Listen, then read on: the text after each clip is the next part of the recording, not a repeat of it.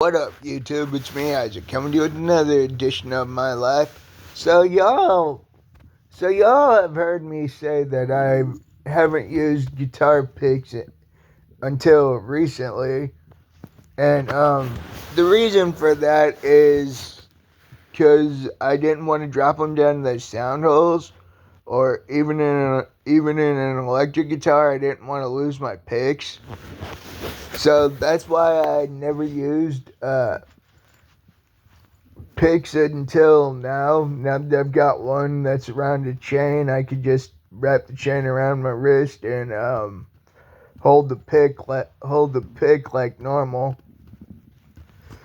And I don't. And obviously, I wouldn't wrap the chain around my wrist to the point where I couldn't play anymore. Who'd be dumb enough to do that? I don't know. Maybe a brand new guitarist who has the same problems I do.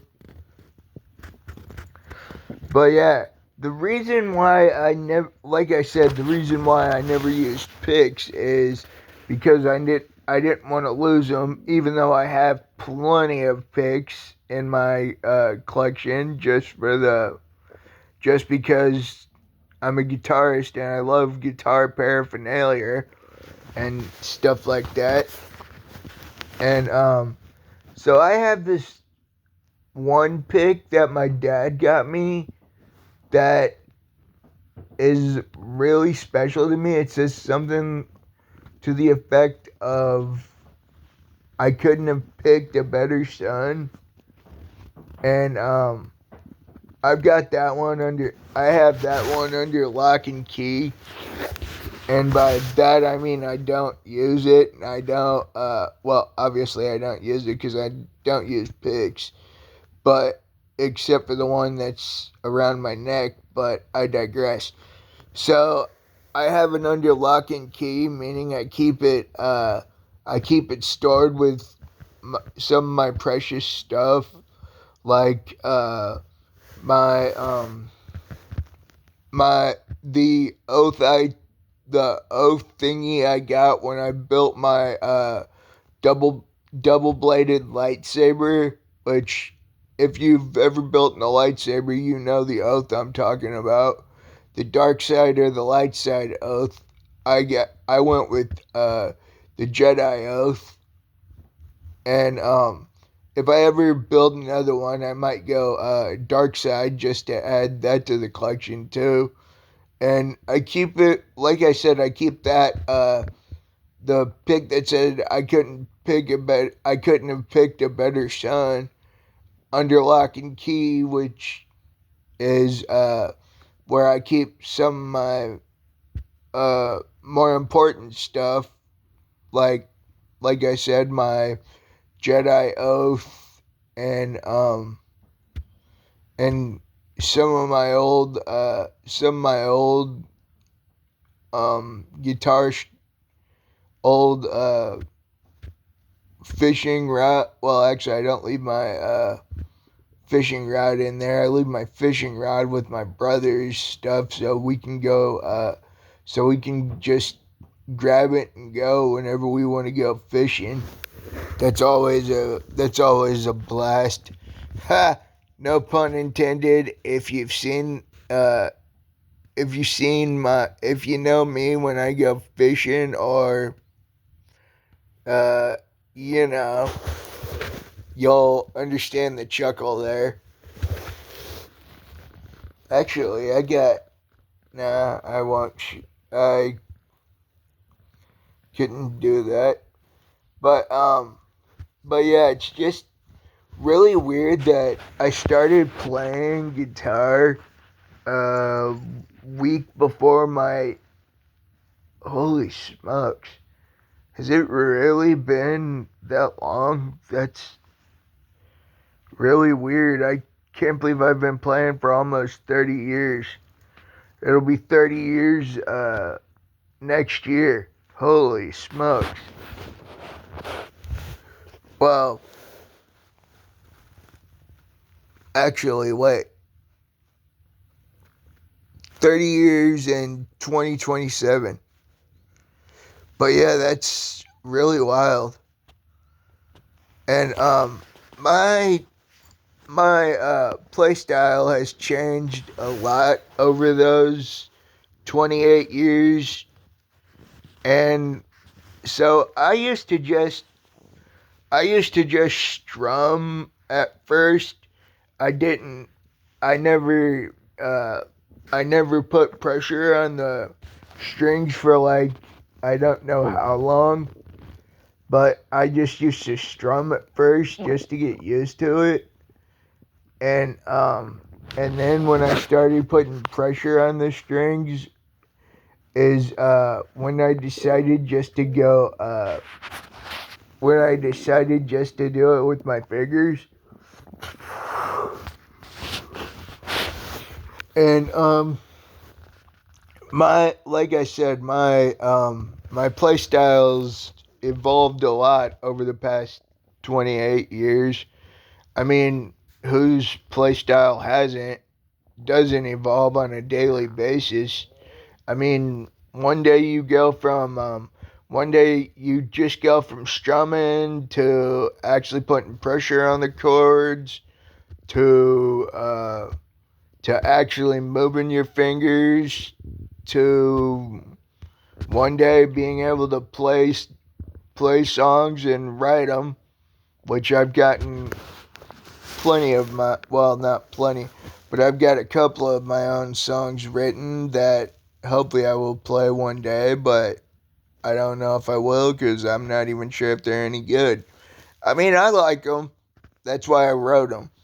But here's the kick. Here's the kicker about writing. Here's the kicker about writing your own stuff. At least here's a tip that my uncles gave me that I'm not even sure about. So take this with a grain of salt.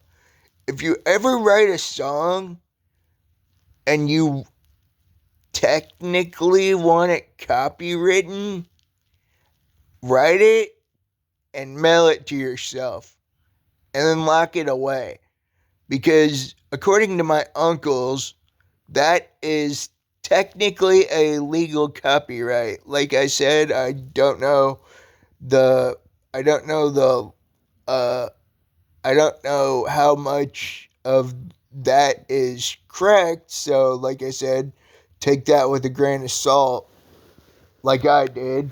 I mean, I haven't actually mailed any of my songs that I've written to myself because yeah, I don't exactly know if that was just my if that was correct or if my uncles were just talking weird.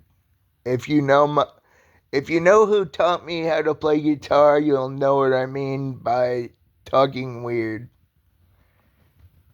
My mom's side of the family should get that joke. Oh Lord, I love my life. But yeah, it's just funny how, like I said, you go from strumming to actually putting pressure on the strings to writing songs to playing songs, which that was a good that was a good day when my uncle first said uh, he noticed me watching it. He noticed me watching him, and he said that specific thing, and he handed me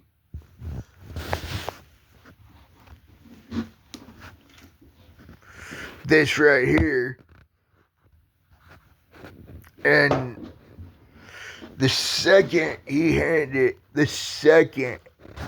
handed me that guitar, it was like I I can't even explain it. But every time I play using that specific guitar, I get the same feeling as when it was first handed to me, which I can only describe as an electrical jolt being sent throughout my body that was like the guitar telling me you already know how to play. It was really odd, and it's something that I can't really explain. And even if I could, I would use as little terms as possible because it was, well, here it goes. It was it was the only way to accurately explain it, besides sitting here for another hour and recording and going through it, which I could easily do, but I'm not gonna. So the easiest way to explain that about what happened is it was beyond a spiritual experience. I cannot explain it any better than that. It was way beyond a spiritual experience. It was an out of body experience. It was an out of body experience when he handed it to me. It was a spiritual experiment, a spiritual experience when he handed it to me. And like I said, I felt that electrical jolt of what I had been. I'm just rambling now. I'm your host, Isaac Brummett. Please like, subscribe, share with your friends, leave a comment. Peace out, y'all. Have a good one. I know I sure as shit will. Peace out, y'all.